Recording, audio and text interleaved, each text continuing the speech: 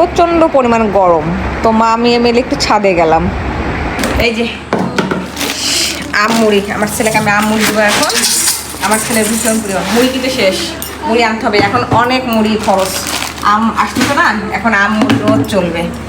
আমি কিন্তু বেছে বেছে দেখে খেয়ে নিয়ে এসেছি। আমটা ভালো আছে?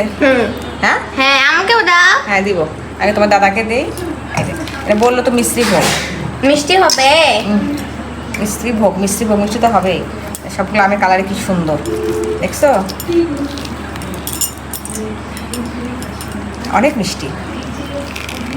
এ বাবা আসো নিয়ে যাও, দেখি খাই, খেয়ে দেখি, খাবো। দারুণ দারুণ। যাচ্ছি মৌসুমে আম কিনতে। মানে আমার ছেলে মেয়ে দুটোটাই আম ভীষণ পছন্দ করে। এবার তো আমাদের মানে দিনাজপুরে তো আম লিচু এগুলো তো কিছুই নাই, ধানও নষ্ট হয়ে গেছে। ওই যে বড় বড় শিল হয়েছিল না, ওই শিল পড়াতে সব কিছুই নষ্ট হয়ে গেছে। তো আজকে মনে হচ্ছে একটু আম মুড়ি খেলে ভালো লাগতো। তো বাজারে যাচ্ছি, এই জন্য দেখি বাজারে গিয়ে আম লিচু কাঁঠাল পাওয়া যায় কি না।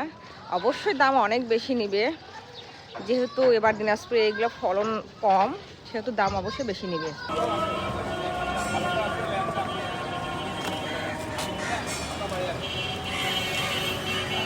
মিষ্টি আছে, অনেক মিষ্টি আছে। কতটা হলো দাদা? 2 কেজি। এখানে নিলাম, দেখেছেন কটা হলো? 120। হ্যাঁ, এক